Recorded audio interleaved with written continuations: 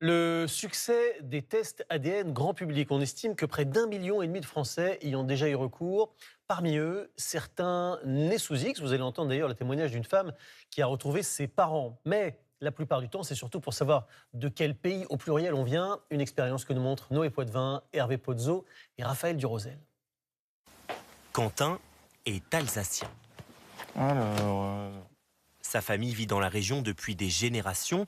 Ses origines n'ont jamais fait de doute. On voit un peu dans le livre ma grand-mère qui a eu les études en allemand parce qu'elle avait 15 ans pendant la Deuxième Guerre mondiale. Je pensais vraiment que j'étais français avec des racines allemandes.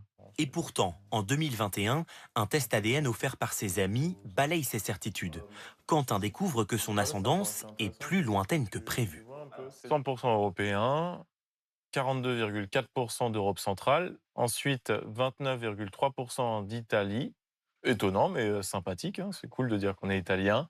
Et 28,3% de Grande-Bretagne. Voilà. Des origines inattendues et d'autres que le jeune homme peine même à croire, il n'est pas vraiment convaincu. Quand on me dit que je suis à 0,1% brésilien ou à 0,3% juif ashkénaze, je me suis posé des questions, quoi. Je pense que la première chose que je me dis, c'est le test bug. Voilà. C'est pas fiable. Ouais, c'est pas fiable. Des tests récréatifs qui sont illégaux en France. L'examen génétique est réservé à des fins médicales ou pour la recherche scientifique, précise le Code civil. Malgré l'interdiction, chaque année, plus de 100 000 Français parviennent à s'en procurer, selon l'association DNA Pass, spécialisée en généalogie. Pour les commander en ligne, quelques clics suffisent sur les sites de sociétés basées à l'étranger. 73 € pour ce test, 89 pour celui-ci, 55 € pour ce dernier. Aux États-Unis, ils ne posent en revanche aucun problème. Ils ont même une vraie utilité selon les laboratoires qui les commercialisent. Cette entreprise américaine a récolté plus de 150 millions de tests.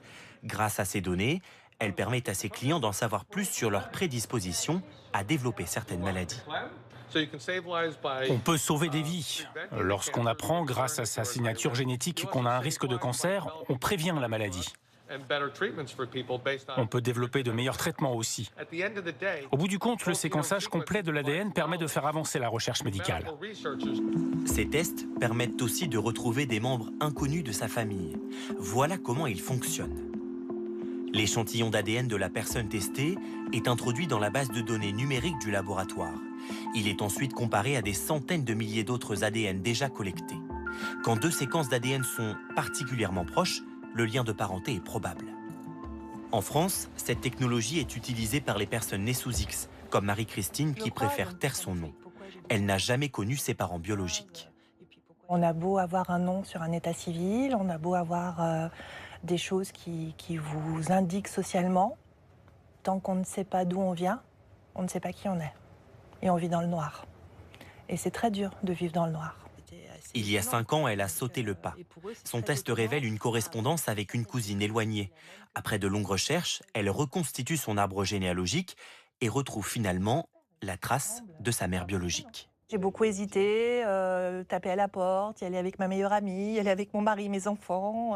J'ai décidé simplement de lui écrire une lettre recommandée pour être sûre qu'elle l'est en août 2021. Et depuis, j'ai jamais eu de réponse. Marie-Christine attend toujours un signe de celle qui l'a fait naître.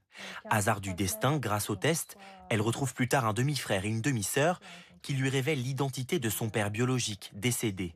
Leur père, elle découvre alors son visage. Quand il m'a envoyé cette photo et qu'elle s'est affichée sur mon téléphone, mon cœur s'est décroché une deuxième fois. Parce que pour la première fois de ma vie, je ressemblais à quelqu'un. Avec sa nouvelle fratrie, la cinquantenaire tente de rattraper le temps perdu. En France, 1,5 million de personnes auraient déjà réalisé des tests ADN à des fins généalogiques. Pas besoin de test pour lui, il a un ADN de champion.